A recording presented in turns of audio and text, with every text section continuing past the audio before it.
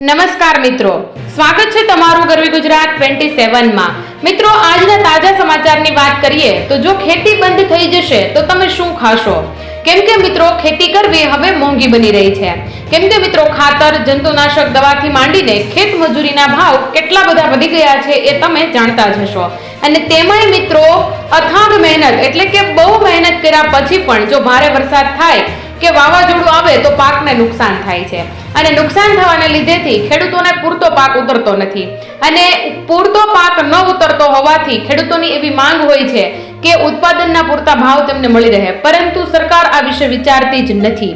કેમ કે ખેડૂત જે ઈચ્છે છે એ ભાવ તેમને મળતા નથી અને જે સરકાર ભાવ આપે છે તે ખેડૂતોને પોસાતા નથી। એટલે કે મિત્રો, આ સંજોગોમાં ખેતી બચાવવા ખેડૂતો અથાગ પ્રયાસો કરી રહ્યા છે, પરંતુ તેમને આ પ્રયાસોમાં સફળતા નથી મળી રહી। ત્યારબાદના સમાચારમાં મિત્રો જોઈએ કે ગુજરાતના પ્રત્યેક ખેડૂતના માથે રૂપિયા 3,56,000 રૂપિયાનું દેવું છે।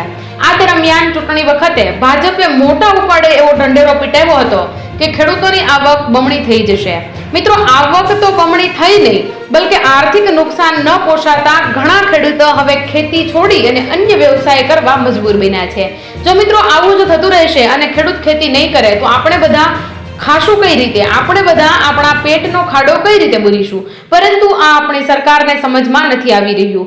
જો સરકાર છે એ પોતાની ચૂંટણી હોય, જ્યારે મત જોતા હોય ત્યારે મોટા ઉપાડે આવા ઢંઢેરા પીટાવતી હોય છે, પરંતુ જેવી ચૂંટણી પતે, પોતાનું કામ પતે, ત્યારે એ કોઈ વ્યક્તિ ખેડૂતોના સામું કોઈ જોતું નથી। તો મિત્રો, ખેતી છોડી અન્ય વ્યવસાયમાં ઘણા બધા ખેડૂતો વયા ગયા છે। ખેડૂતો ખેતીની જમીન વેચવા માંડ્યા છે અને કેન્દ્ર સરકારના રિપોર્ટ મુજબ ગુજરાતના પ્રત્યેક ખેડૂતના માથે 3,56,000 રૂપિયાનું દેવું હાલ થઈ રહ્યું છે।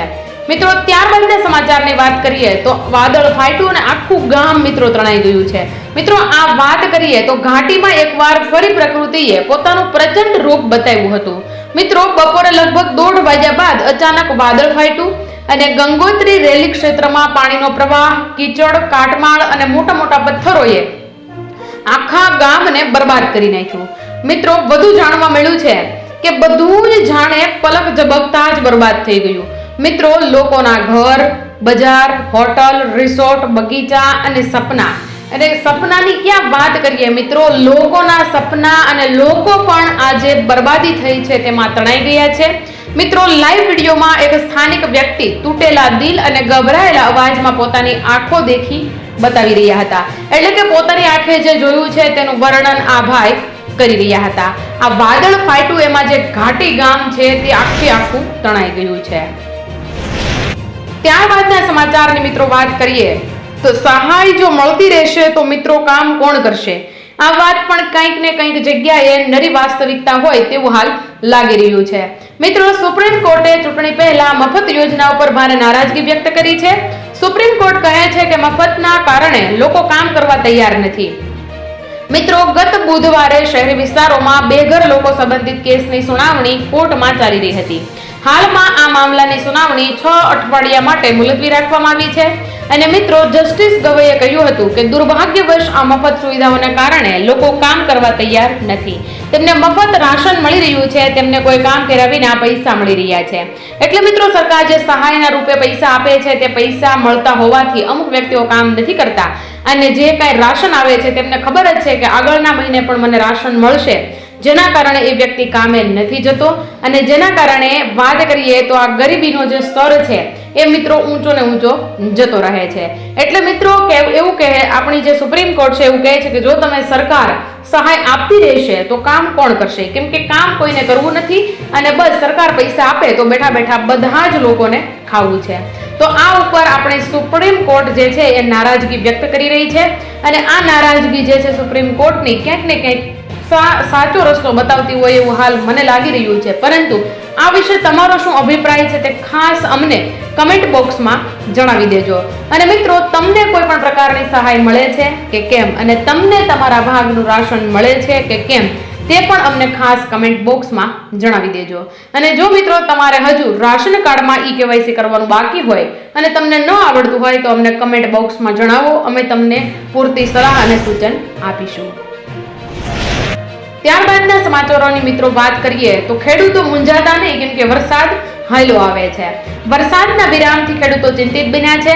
ત્યારે આપણા આગાહીકાર આંબાલાલ પટેલે ખેડૂતોને હૈયાધારણા આપતા કહ્યું છે કે 17 ઓગસ્ટ પછી વરસાદી પાણી કૃષિ પાક માટે સારું ગણાશે અને આથી ખેડૂતોએ ચિંતા કરવાની કોઈ જરૂર નથી. મિત્રો, 20 ઓગસ્ટ આસપાસ સૌરાષ્ટ્ર સહિત અનેક વિસ્તારોમાં ભારેથી અતિભારે વરસાદની શક્યતા છે. આ સાથે જ દક્ષિણ ગુજરાત અને ઉત્તર ગુજરાતમાં પણ ભારે વરસાદ ખાબકી શકે છે. મિત્રો, આપણા હવામાન વિભાગે અને હવામાન નિષ્ણાંત આંબાલાલ પટેલે ખેડૂતોને હૈયાધારણા આપતા કહ્યું હતું કે 17 ઓગસ્ટ પછી જે વરસાદનું પાણી પડશે એ ખેતીલાયક જમીન માટે અને ખેતીમાં જે પાક ઉભો છે તેને માટે સારો રહેશે. એટલા માટે કોઈ પણ ખેડૂતોએ ચિંતા કરવાની જરૂર નથી. અને મિત્રો, 20 ઓગસ્ટ આસપાસ સૌરાષ્ટ્ર સહિત અનેક વિસ્તારોમાં ભારેથી અતિભારે વરસાદની શક્યતા રહેલી છે. એટલે કોઈ એવું પણ ન રાખવું કે વરસાદે હવે વિરામ લઈ લીધો છે. અને આ સાથે જ દક્ષિણ ગુજરાત અને ઉત્તર ગુજરાતમાં પણ ભારે વરસાદ ખાબકી શકે છે. આવું આપણા હવામાન નિષ્ણાંત આંબાલાલ પટેલ દ્વારા હૈયાધારણા ગુજરાતના ખેડૂતોને આપવામાં આવી હતી. મિત્રો, તમને ખબર જ હશે કે અત્યારે હાલ તમામ પાકોને ખૂબ જ વરસાદની જરૂર છે.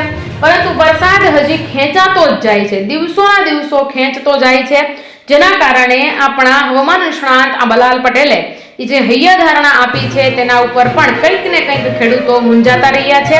અને આ ખેડૂતો એટલા માટે મૂંઝાય છે કે જો તેમનો પાક નષ્ટ થઈ જાય તો સરકાર પણ તેમનું જે પાક જે બળીને નષ્ટ થઈ ગયો છે તેનું પણ વળતર આપતી નથી.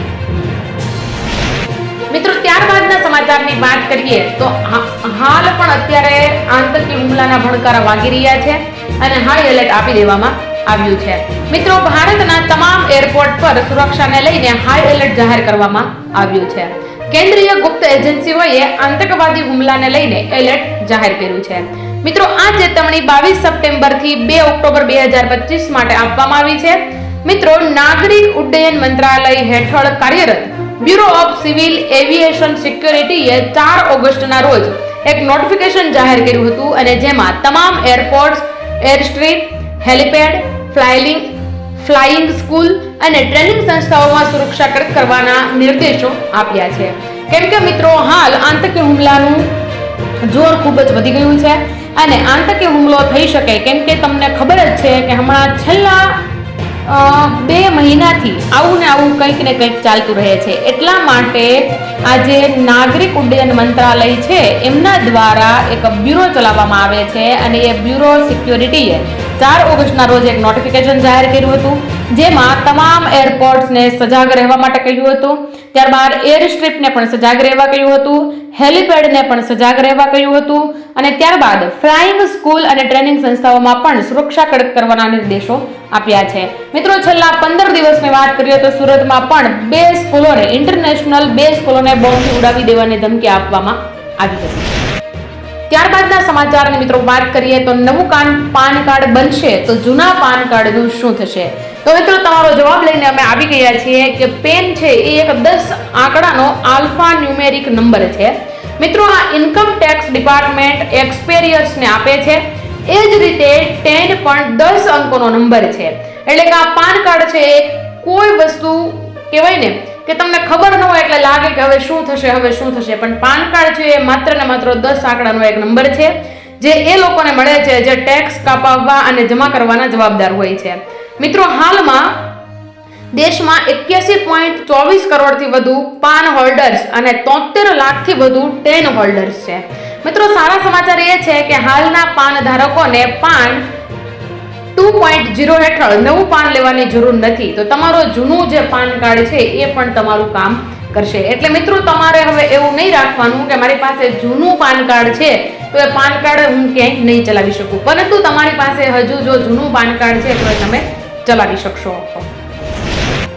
ત્યારબાદના સમાચારની મિત્રો વાત કરીએ તો આ તમામ પ્રકારની જે સહાય આપવામાં આવે છે તે સહાય બાબતે આપણી સુપ્રીમ કોર્ટે અને હાઈકોર્ટે ખૂબ જ નારાજગી વ્યક્ત કરી છે.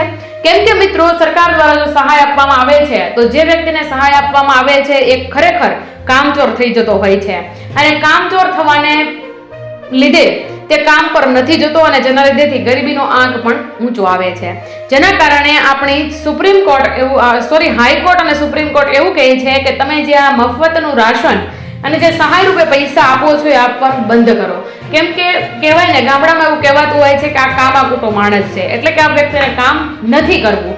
કામ કરવા સક્ષમ હોવાથી આવા વ્યક્તિઓને કામ નથી કરવું હોતું. ત્યારબાદના સમાચારની મિત્રો વાત કરીએ તો ખેડૂતોની આવક વધારવા નવી યોજનાઓ આપણી સરકાર લઈને આવી રહી છે. મિત્રો, સરકાર ખેડૂતોની આવક વધારવા માટે ખાસ પહેલ પર કામ કરી રહી છે. સરકાર એવા મોડેલ પર કામ કરી રહી છે જેનાથી ખેડૂતો તેનો પાક સીધા ગ્રાહકોને વેચી શકે, જેનાથી વચેટિયાઓની ભૂમિકા ઓછી થઈ શકે. મિત્રો, કૃષિ મંત્રી શિવરાજસિંહ ચૌહાણે આ જાહેરાત કરી છે અને આ જાણકારી તમામ ખેડૂતોને આપી છે.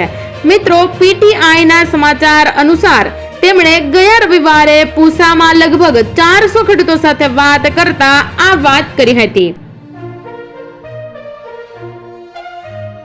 કેન્દ્રીય મંત્રીએ એક સત્તાવાર નિવેદનમાં કહ્યું કે ફાર્મ ટુ કન્ઝ્યુમર મોડલ ખેડૂતોને મહત્તમ નફો મેળવવામાં મદદ કરશે.